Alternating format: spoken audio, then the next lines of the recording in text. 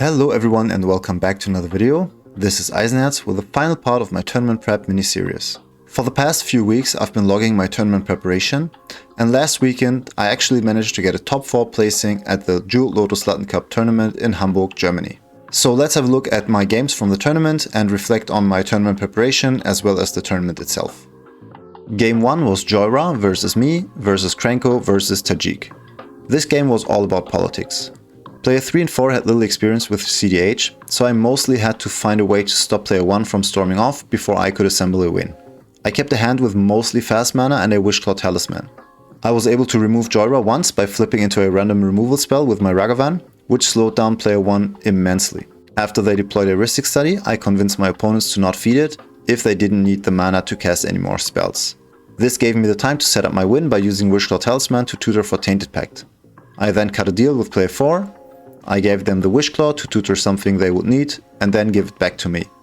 They agreed, and when I got the Wishclaw talisman back, I tutored for Thassa's Oracle and proceeded to combo off, while protecting myself from player 1 with a Grand Abolisher. Obviously, this wasn't the hardest or most prestigious win, but I managed to use politics and social skills in a way that gave me a quick and efficient win.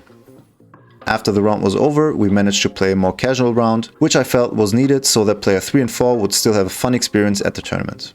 Game 2 was Derevi versus Azusa versus Winota versus me. I again kept a hand with mostly fast mana and a Wishclaw, figuring that if I time it right, I could sneak in a win without protection, as there was only one other blue player in the pot.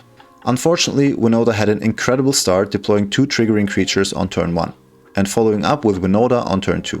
I explained to my opponents how we should not have Winota have a single trigger and need to deal with the non-humans, but unfortunately they didn't really get the memo until it was almost too late. I managed to deal with Winota's first combat step by casting a Dress Down, which gave me another turn.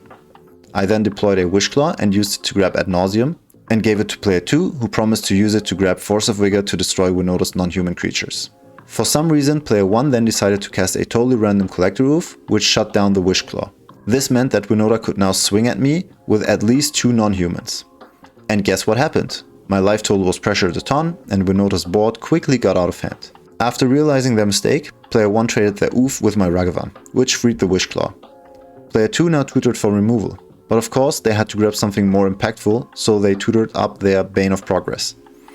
In response to its ETB trigger, I floated mana from my rocks and used the mana to cast my Ad Nauseam. Unfortunately, my flips were really bad. I didn't find a single piece of fast mana or even a land. Because my life total was already low and Winota still had a decent board, I needed to be very careful. But after flipping into a Final Fortune, I decided to go all in, because I could immediately go into an extra turn and try to win. Luck wasn't on my side though, and although I think I played it out very well, I was exactly 1 mana short from going off with Underworld Breach on my extra turn. The game then ended with player 2 winning, because player 1 and 3 focused on each other too much and didn't pay attention to the person with 3 huge beaters, over 40 mana and a Walking Ballista. Game 3 was Inala versus me versus Ruff versus Derevi. I honestly really couldn't get into this game. I took a hand that allowed me to cast my commanders early and have MBT against the Turbo Inala player. I think I mulled well and kept a good hand, but player 3 removed both of my commanders with a spell I couldn't interact with, basically locking me out of the game.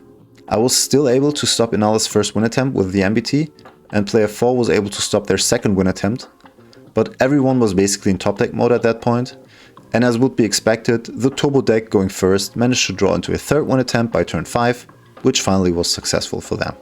Game 4 was me versus Urza versus Nif versus Ao. I started this game with a hand that allowed me to go for a turn 1 Serra Ascendant and a turn 2 Tymna.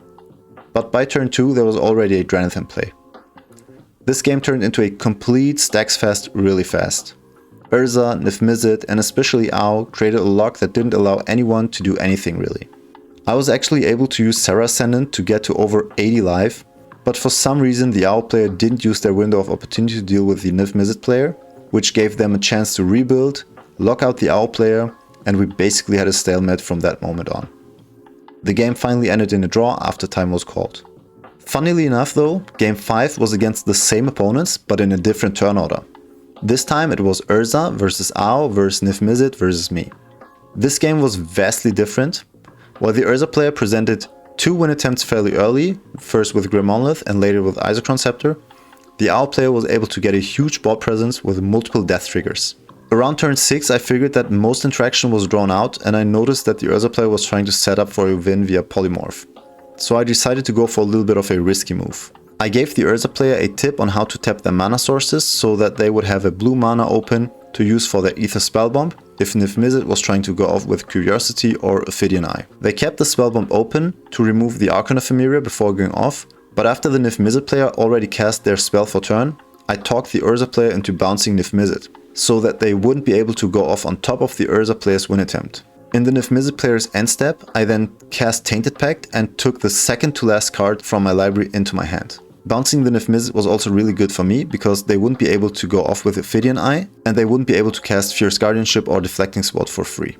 I proceeded to draw the last card from my deck for turn and then cast Thassa's Oracle without any protection. The Urza player had no interaction left in their hand, the Owl player was Hellbent, and the only interaction the Niv-Mizzet player had in the hand was Misdirection. I took the risk because it was my only chance to get into this game and it paid off big time. I finished Swiss rounds with 11 points, thinking I was already out of the tournament, but I got 16th place due to tiebreakers and proceeded to the semi-finals. The semi-final was Thrasios Dargo versus Atraxa versus Timna Jeska versus me. Player 1 had a balanced start with land into Birds of Paradise. Player 2, however, had an incredibly impactful first turn, going land, Crypt, Lotus Petal into Windfall. This was super disruptive because it killed my whole game plan and left me with a very bad hand containing Otawara, Spire of Industry, Snap and Underworld Breach. Nothing I could make a decent game plan of. Luckily, this crazy turn 1 turned everyone's attention to player 2. On my turn 1 I just played an Otawara and passed. On their turn 2, player 2 set up for a turn 3 Atraxa, which would have probably been game ending. But player 1 and 3 kept up mana for interaction.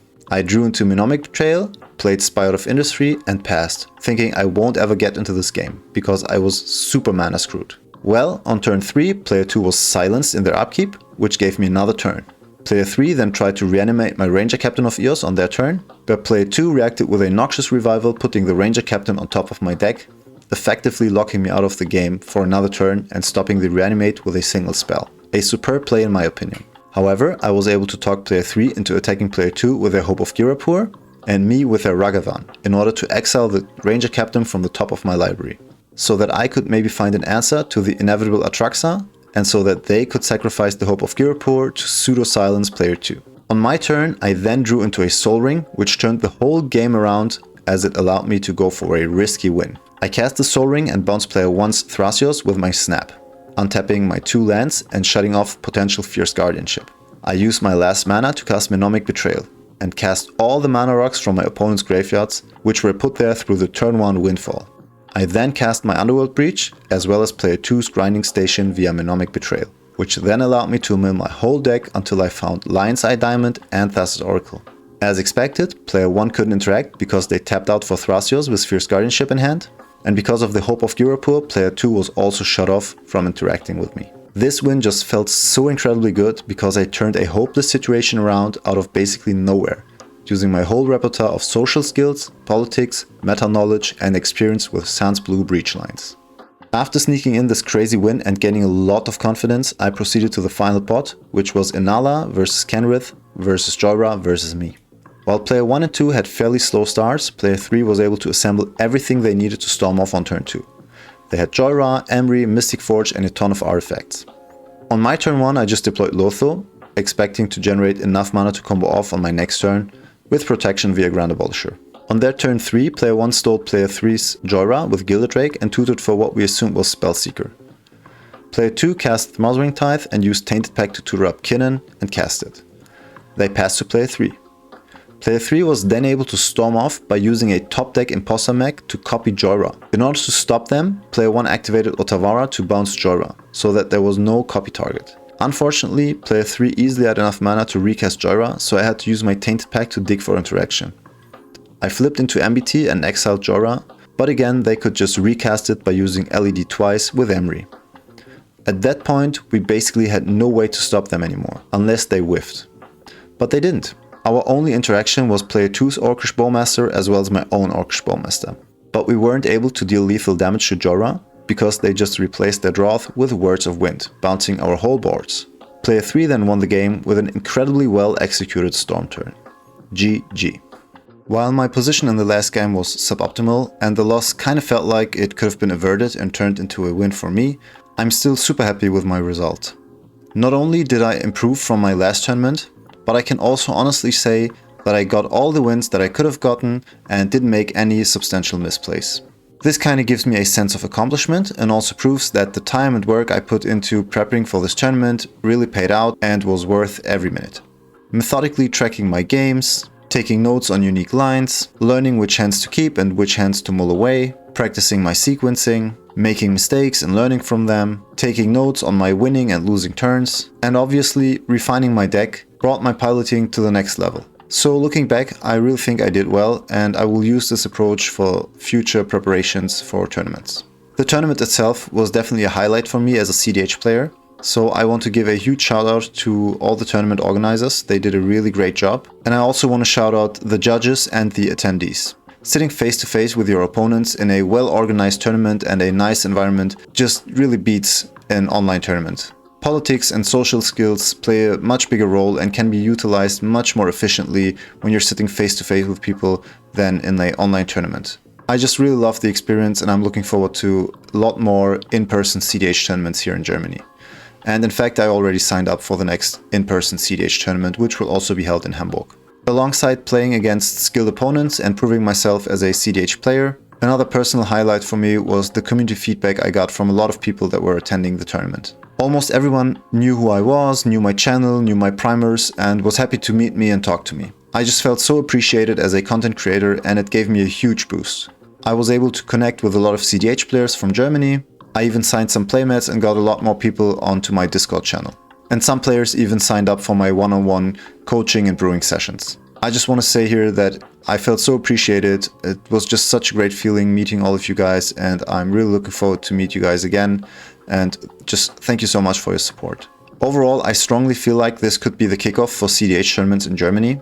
We are even thinking about organizing semi-regular CDH tournaments in Berlin now.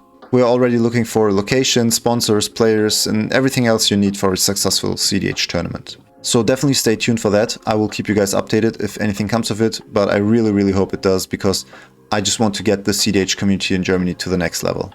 And that's it. That's the end of my tournament prep mini-series, for now at least. Did you enjoy the series overall, and do you think I should continue this kind of format for future events? Please let me know in the comment section below.